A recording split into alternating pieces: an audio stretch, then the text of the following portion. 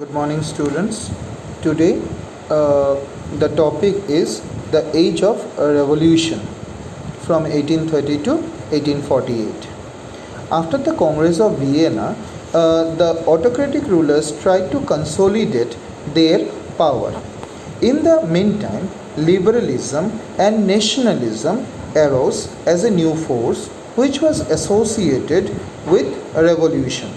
In the second half of 1830s, there were revolutions in France, Belgium, parts of Germany, Italy, and provinces of the Ottoman Empire, Ireland, and Poland. These revolutions were not like the earlier revolutions, which were led by military groups. Instead, these revolutions were led by liberal nationalists and wealthy middle classes, among whom were professionals, school teachers, and members of commercial middle classes present. The first revolution took place in France and then spread to other parts of Europe. In France, the liberal opposition of ultra-conservative government was steadily growing.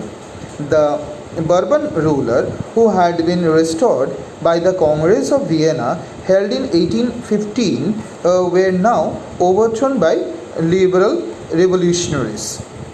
They installed Louis Philippe on the throne as a constitutional monarch. He was a liberal king.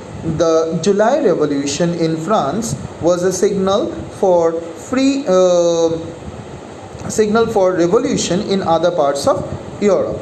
It led to a revolution in Brussels, and Belgium broke away from the United Kingdom of Netherlands. Metternich was right when he remarked, when France sneezes, the rest of Europe catches cold.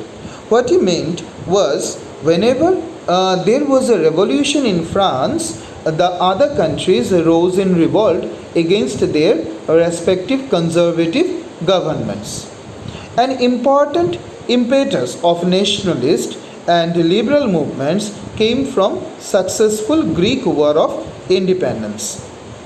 Greece had been a part of the Ottoman Empire since the 15th century.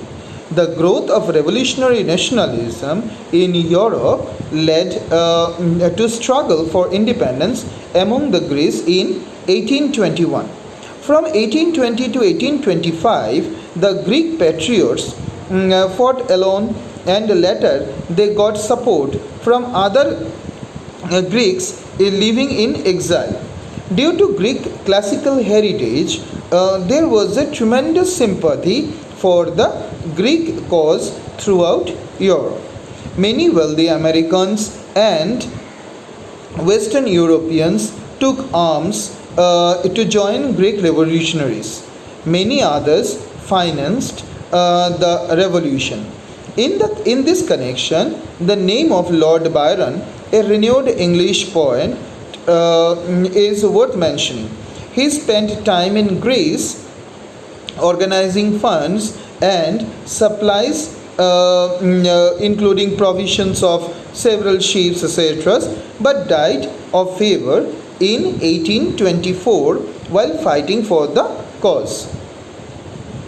His death helped to create an even stronger European support for the Greek cause. Finally, the Treaty of Constantinople of 1832 recognized Greece as an independent nation.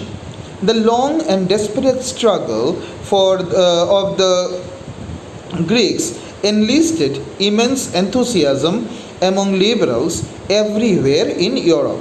It was a heroic and epic struggle and became a token of nationalist success. Its victory gave an inspiration to other revolutionaries also. I think you understood this much. Next class, we are going to discuss about Romanticism. Thank you for today.